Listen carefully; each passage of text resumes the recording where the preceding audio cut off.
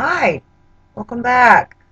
This is the second episode of Life Recovery. I'm glad you've joined me again in this road to discovering some self mastery. Um, it's a wonderful road to travel. Well, last week our discussion was about what we're powerless over and where our power lies.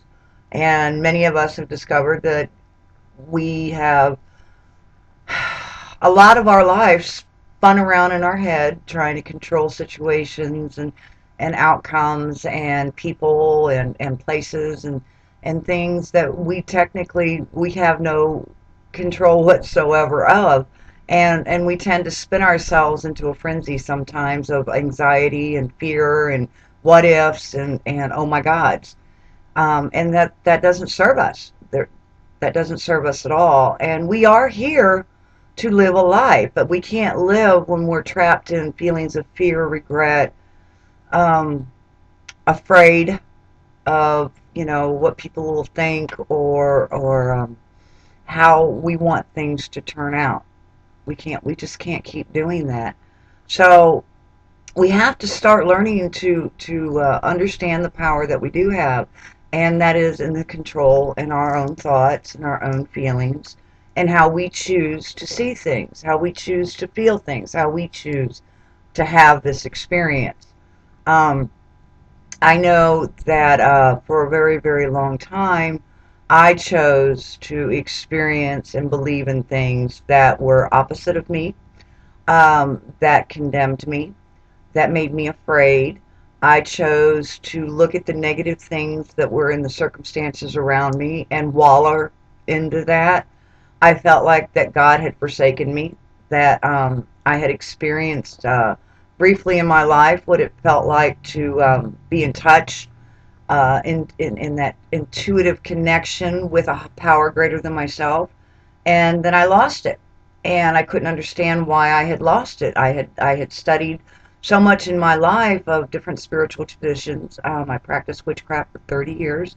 I knew it wasn't a bad thing for the simple fact I knew I wasn't going to go to a hell, because I had been actually strangled to death in this lifetime by one of my former husbands, and I was able to transcend out of this body and visit the other side. And I'm here to tell you, on no uncertain terms, that there is no hell awaiting for you. So, with that out of the way, um, the only hell that persisted for me was the hell I kept creating within inside of me. Always being afraid of what other people were thinking of me, what way was the right way. Um, Other people being angry with me because I chose to think or do things differently. And there's the hell that I created for myself because I wasn't living from the spirit that I am connected to, that you're connected to, that we all are connected to. I was living in the fear of the ego mind. And one of the things that I had to come to realize, understand, and not be afraid to explore was, what did I believe in? Now, I'm sure most of you have a deep feeling inside of you that there is more to this world than the circumstances that you see around you, what you read in the newspaper, what the news tries to keep you all wrapped up in fear on, and the what ifs. I know you know. Everybody does. We all feel it inside of ourselves. We may be afraid to voice it to others, but we do feel it.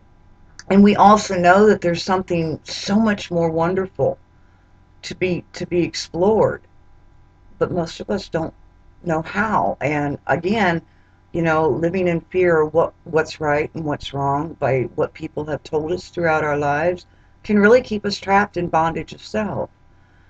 One of the things they teach you in rooms of recovery in the steps is, in step 2, they ask you that come to believe in a power greater than yourself can restore you to sanity.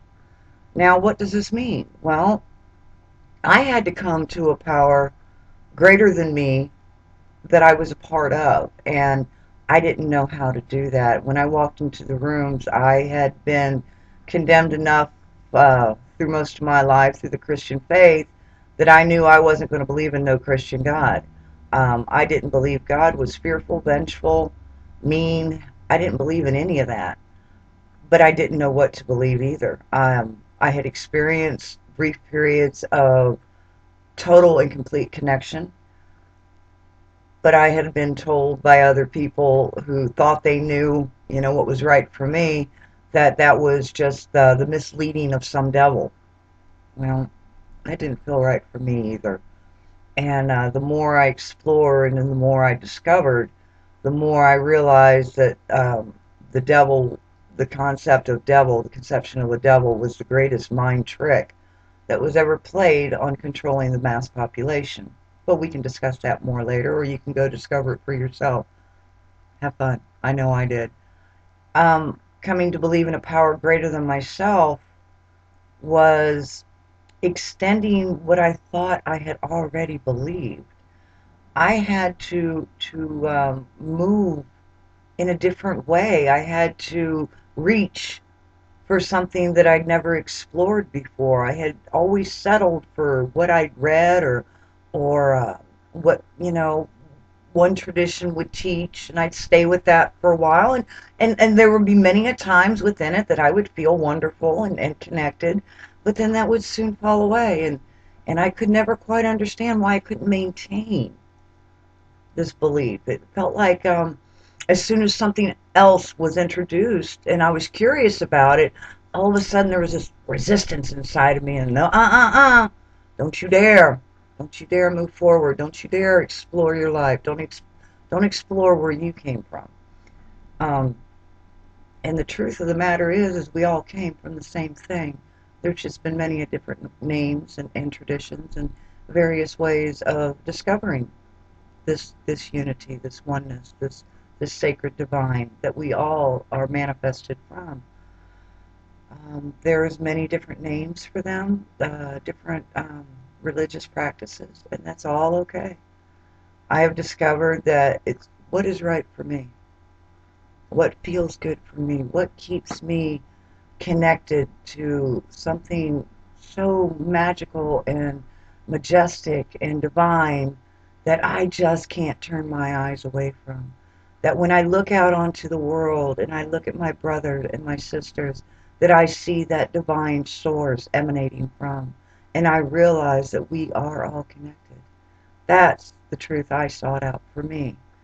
I couldn't put my belief in a box. I could no longer look at my belief through someone else's vision of it. I had to find and come to a power that I believed in. And it was a power greater than all of mankind. It was a power that conceived man with just a thought. It was a power that brought everything that I see into existence. It was a power that gave me the choice of free will and gave me the knowledge on how to use it if I just but decide to wake up from the illusion, from the ego mind, and seek it. And what I came to believe is that power resides within me. That power resides in my heart. That power is the very soul on which I am truly connected to at all times, if I just get out of the way and allow it. Allowing the will of God for me today just means I have to step away from my ego, my fears, and I have to allow this amazing source of abundant love and knowledge, abundance. I have to allow it to move through me today. I allow myself to be placed in a place of service today. And that doesn't mean that I'm on my knees 24 hours a day, or I go to church and sit and watch somebody tell me how to live my life. No, no. Today I consciously choose to live for a greater purpose. Um, I've lived in fear long enough, and there's nothing to fear about the divine source in which we come from. We can choose to name it. We can choose not to name it. You can choose to believe in it or you can choose not to believe in it. But either way, you're making a choice. And in that choice, you come to believe. And coming to believe and recognizing that you do have that choice, that's what starts restoring your sanity. You choose the life that you live. You choose what inside of you that you believe in, that you choose to allow to work through you.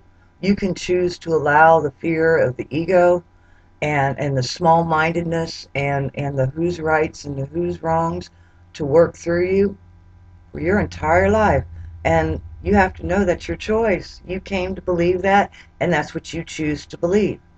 But you can also know that there is a choice much greater.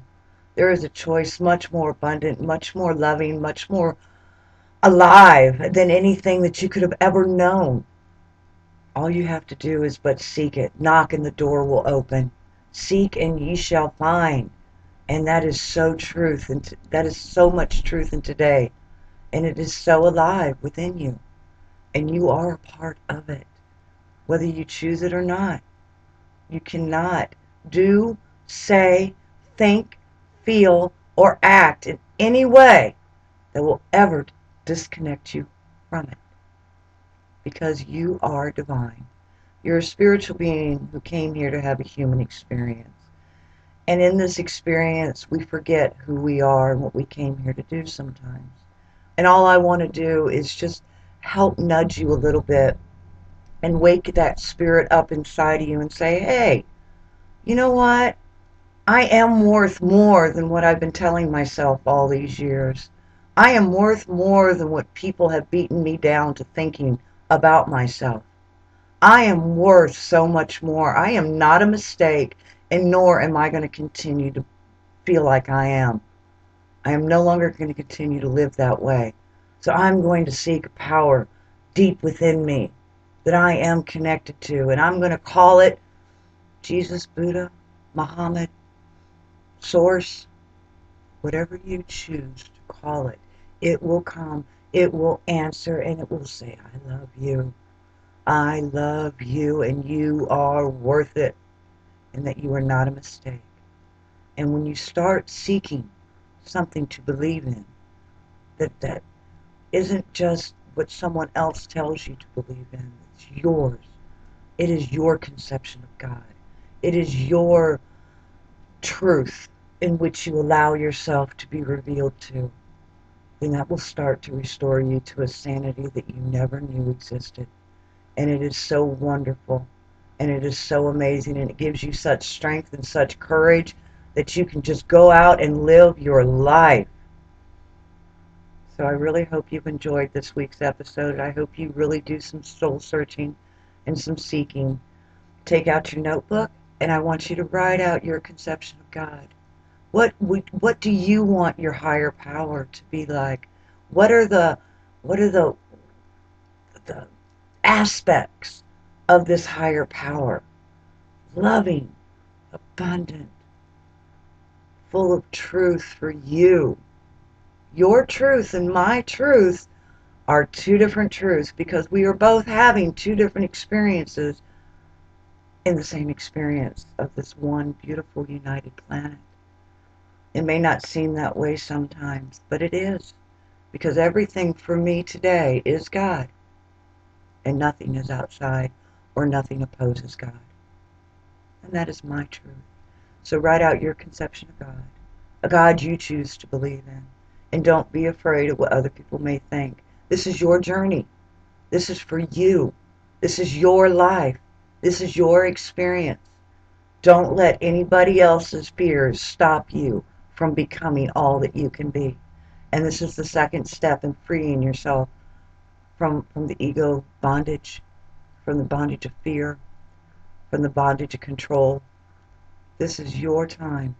Please tell yourself a different story. Allow yourself to live a different life and take this next step because you are so worth it and you have such support. I encourage you to make comments below this video. I really would like to connect with you and get to know you better. And if I can help you in any way, shape, or form, please, please put it down there.